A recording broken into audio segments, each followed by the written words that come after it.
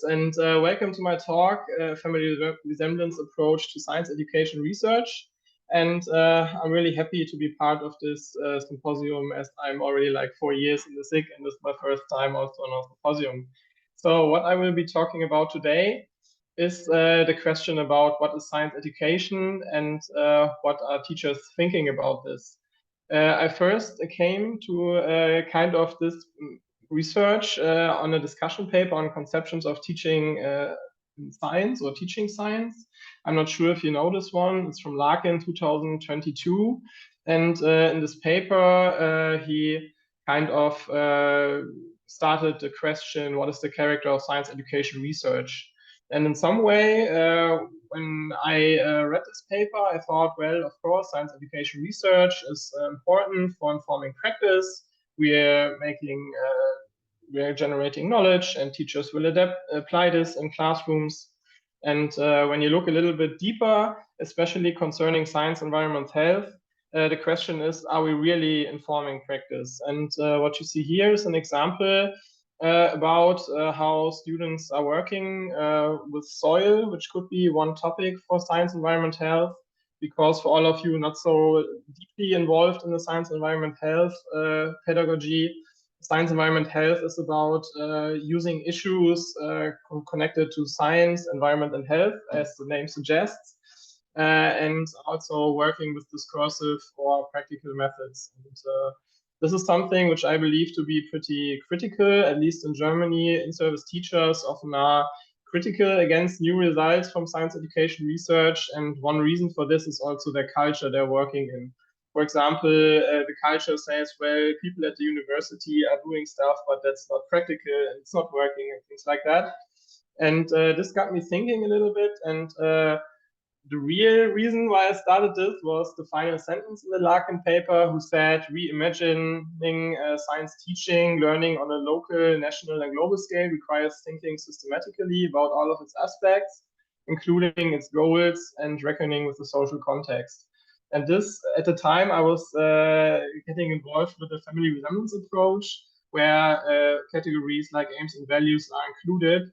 And this got me thinking, probably it would be interesting to have a family resemblance approach to science education. And now we're here, and I'm really looking forward for the discussion. For all of you who are probably not really into the family resemblance approach, the family resemblance approach is one approach to conceptualize nature of science. While nature of science is the epistemology of science as a way of knowing, or the values and beliefs inherent to the development of scientific knowledge, there are several approaches to nature of science. For example, one is the consensus view, pretty famous by Lederman and McComas. Also other approaches, for example, whole science approach from Elchin. And what we find here is that there are specific parts of science that can be said are consensus or are consensual to learn about science, and they give an overview about these here, for example, the ones from McComas. The family resemblance approach is a little bit different because it's more complex. It is divided into 2 dimensions, one the cognitive epistemic and 2 the social institutional dimension. And within these dimensions, we find 4 cognitive and 7 social institutional dimensions.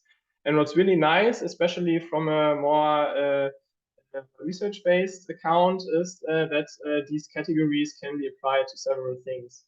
For example, in the last years, or the last year, I believe, there was a paper in Science and Education about the nature of engineering, and they applied the cognitive epistemic categories to understand the nature of engineering.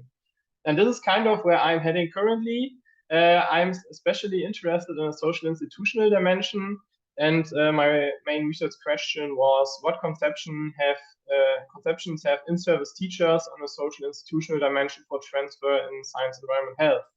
And the reason why I concentrated on this social institutional dimension is that there's a specific dimension, a specific category called social certification and dissemination, which in my opinion is closely related to transfer, because transfer is a process where people decide if the things they hear and get to know are true in some way or are important for them, and also the dissemination part about it is directly concerned with educators and researchers disseminating their work. And as a final part for this introduction, I will talk about the role of in-service teachers' views. And I was interested in getting a view into the specific cultural context, and that is the reason why we investigated in-service teachers. And to have some kind of framework for this, one can investigate the refined consensus model of PCK, which some of you may know. In this model, we have the several constructs relevant for qualitative high teaching, and it's divided into the specific knowledge bases, such as content knowledge and pedagogical knowledge or knowledge of students.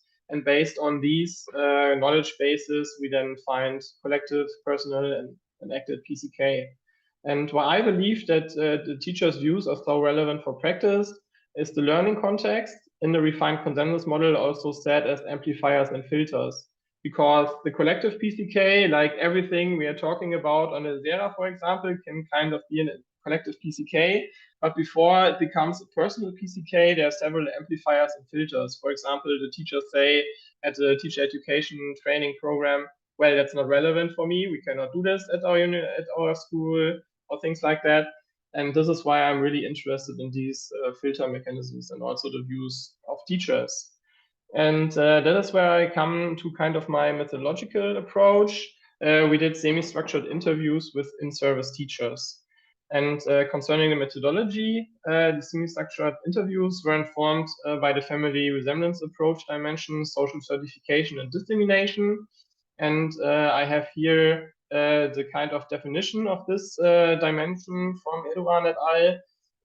Social certification and dissemination describes by presenting their work at conferences and writing manuscripts for peer-reviewed journals. Scientists' work is reviewed and critically evaluated by their peers. This form of social quality control aids the validation of new scientific knowledge by the broader scientific community. And here you kind of see already that probably there's a theoretical problem a little bit, either with my approach or with the definition of the approach, because it's really based on science education research and on peers and other researchers evaluating this. So this is kind of something we may discuss later, if it's really so suitable to apply this to science teachers. And I'm really eager to know your opinion on this. An example question from the semi-structured interview guide is, how do you imagine the distribution of biological education research?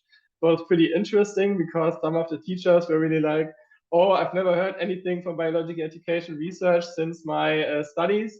And this was kind of the culture we found in the field.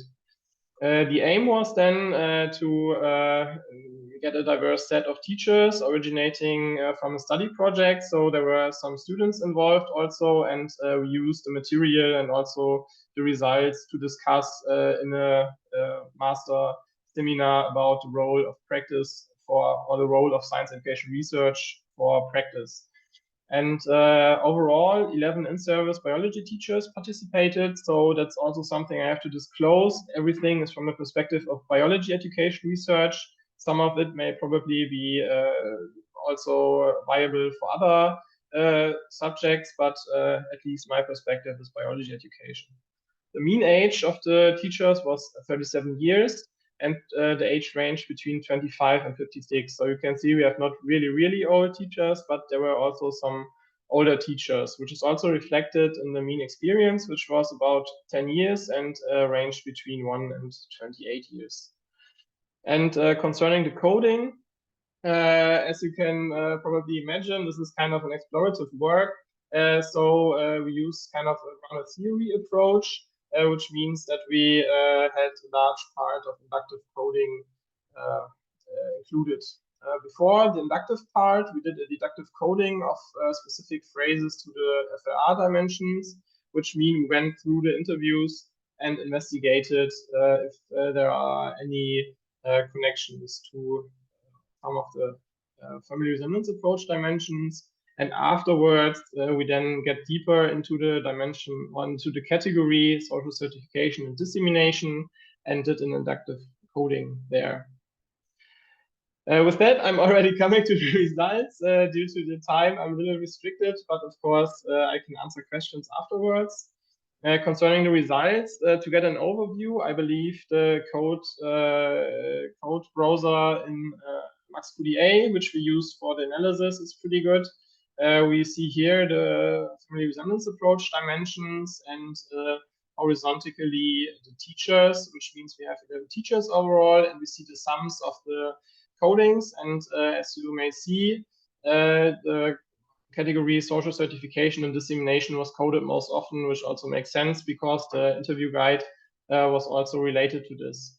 Besides this, you can see here that that there's already a co-occurrence of the codings with the category social values and also organizations, which means even if we did not ask specifically for which values they believe to be important for science, they talked about this. And this is pretty interesting. For example, they said, well, biology education research need to be usable for schools. Of course, this is their perspective, which also comes out in the codings. Something you also can see here is that the teachers, the institute's teachers, differed concerning the overall sums of the codings. While some teachers had 35 or higher 20 codings, there was also one teacher with 9 codings, which means there was also a diversity concerning their answers to our questions. When we now get deeper into the category of social certification and dissemination, we found that the teachers mentioned diverse sources, and especially for young teachers, it was interesting to see that they believe digital media to be important as a way of disseminating biology education research. Nonetheless, something that came out was also the large problem concerning the missing time for reading biology education research. And this is probably a problem because it's a question, how can we reach the teachers if they don't have enough time? And probably it would be more important to have a culture in which being in some way connected to biology education research, at least for universities or newsletter or things like that, would be a good thing. And a really open question is also how are teachers certifying results for biology education research? And it was interesting that they specifically said if they fit to their own experiences, then probably the biology education research would be right. And if it not fits to that, probably the research is wrong. And this is kind of interesting because this is kind of a layman certification is really in contrast with the things that are said in the definition of the category. So this is something really discussable from my perspective, but if we are true to the wish to inform practice, probably this is something we should think about. And what I believe is good for science environment health is that the teachers also mentioned that research needs to be recent and also situation specific. These are two things that the science environment health pedagogy really includes. We are really working with important topics, also situation specific. But nonetheless, the teachers also mentioned that or were critical about the viability of the research. So often we also have to ask ourselves how viable is this in real school situations. And after going into this own category, I have here a final example of co-occurrences with the category of social certification with the other ones. And we here see again that the social values of science are the category which co-occurred most often with the social certification and dissemination. Similarly to this, there were also codings with social organizations and interactions, which means that the way of certification and dissemination is closely linked to the values assigned to science education research and also to the organizational interactions between organizations such as schools and universities. To come to my discussion and implication, I believe the main findings to be first teachers are certifying results from biological education research, but use very different criteria than researchers. This is probably kind of a normal thing, probably, but we should think about more about internal and external communication, and be clear about when do we transfer and what do we transfer. Furthermore, I have the question which beliefs are prevalent in our communities and how does this shape our research practice? So what are the glasses the teachers are looking on our results, and probably this could be a way to foster transfer if we really want transfer. Concerning the second main finding, I believe dissemination is diverse and complex. What you also saw in inductive categories, the teachers were not really clear about what would be the best way to disseminate, and particularly for science, environment, health. This includes several questions. For example, how should we reach teachers? And one thing that also was mentioned by the teachers is that they should be included into projects, something that is also done in our SIG. So I believe we are probably on the right track concerning this. Something that is more also complex is the question of how social values and organizations are connected to this, because we not can change very much about how much time teachers can spend for reading something or being involved in university projects. And also this leads me to the implication that more research probably in this field could be needed, and explicitly mentioning that the results are of course explorative. Concerning the methods, for example, the interview guide was not informed by prior research, so probably this is a good way to get going with this research on social institutional aspects of science education research. And the final implication is what does this mean for models of professional development? And as I mentioned before, the amplifiers and filters of the refined consensus model could be a little bit deepened even in the original conceptualization of Carlson et al. They often mentioned the social context, for example, what is viable in the schools. But I believe one glass could also be to look through the beliefs of teachers concerning transfer or the social institutional dimensions. And this is kind of where the construction side is going on. Something I'm thinking about is studying this also in a quantitative. And the overall question would be, where's the place of epistemic aspects in the refined consensus model? And with that, I come to my final slide, which sums up the outlook in plain language. One does not transfer about SEH without considering teachers' conceptions about transfer. And with that, thank you very much for your attention.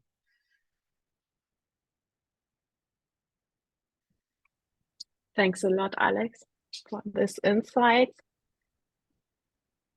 Which questions do you have?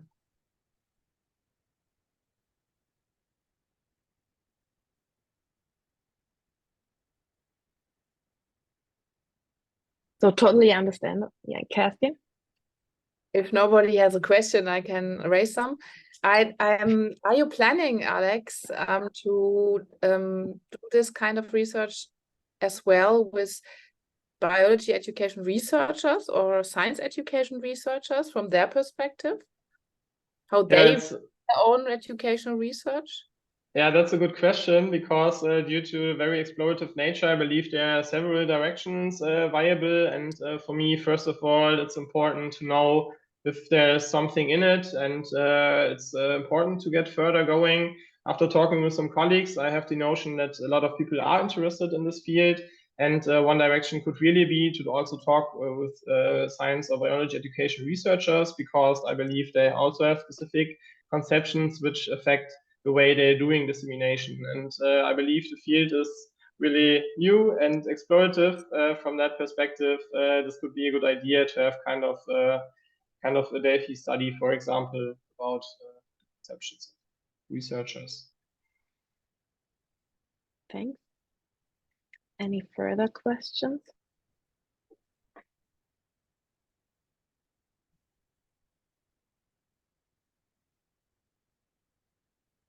This does not seem to be the case, but I think that Alexander gave us a quite good frame for leading over to the general discussion.